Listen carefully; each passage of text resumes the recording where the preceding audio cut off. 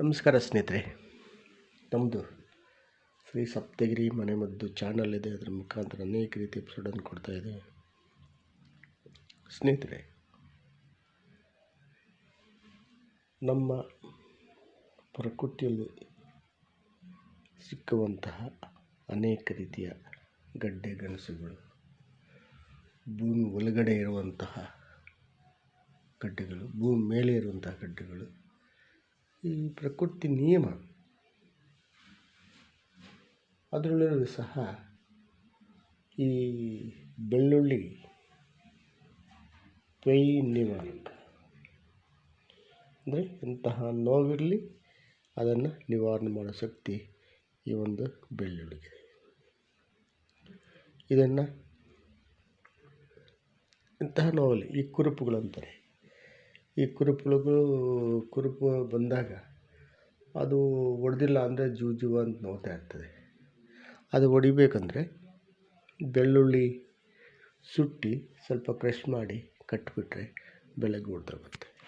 ಮತ್ತು ಈರುಳ್ಳಿ ಸಹ ಅಷ್ಟೇ, ಅದು ಒಂದು ಈರುಳ್ಳಿನ ಸುಟ್ಟುಬಿಟ್ಟು ಚೆನ್ನಾಗಿ ಕ್ರಷ್ ಮಾಡಿ ಕಟ್ಟಿಬಿಟ್ರೆ ಅದು ಹೊಡೆದೋಗುತ್ತೆ. ಅಂದರೆ ಎಂತಹ ಗಾಯಗಳಿರಲಿ ವಾಸಿ ಮಾಡೋ ಶಕ್ತಿ ಇದಕ್ಕಿದೆ. ಇದರ ಒಂದು ಪರಿಚಯ ಮೊದಲೆಲ್ಲ ಮಾಡಿಕೊಟ್ಟಿದ್ದು ಬಿ ಪಿ, ಶುಗರು, ಮತ್ತೊಂದು ಕ್ಯಾನ್ಸರು, ನಾನಾ ರೀತಿಯ ಕಾಯಿಲೆಗಳಿಗೆ ಇದು ದಿವ್ಯ ಔಷಧಿ. ಇದು ಮತ್ತು ಅದರಲ್ಲಿ ಪೇಯ್ನ್ ಕಿಲ್ಲರ್. ಹಿಂದಿನ ಒಂದು ಎಪಿಸೋಡಲ್ಲಿ ಹೇಳಿದ್ದೀನಿ, ಕಿವಿಯಲ್ಲಿ ಅತಿ ಹೆಚ್ಚು ಸೌಂಡು ಮತ್ತು ನೋವು ಬರ್ತಾಯಿದ್ರೆ ಈ ಬೆಳ್ಳುಳ್ಳಿ ಮತ್ತು ಕೊಬ್ಬರಿ ಎಣ್ಣೆನ ಕಾಯಿಸಿ ಕಿವಿಗೆ ಹಾಕ್ಕೊಳ್ಳೋದ್ರಿಂದ ಅವು ಹೋಗುತ್ತೆ ಅಂತ ಹೇಳಿದ್ದೀನಿ.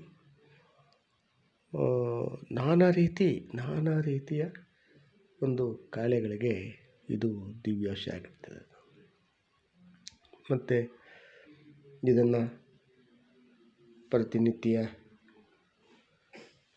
1-2 ಬೆಳ್ಳುಳ್ಳಿ ಮತ್ತು ಮಜ್ಜಿಗೆ ಸೇವನೆ ಮಾಡೋದ್ರಿಂದ ಕ್ಯಾನ್ಸರ್ ಕರೆಗಳನ್ನು ಸುಟ್ಟು ಬಿಸಾಕೋ ಶಕ್ತಿ ಇದಕ್ಕಿದೆ.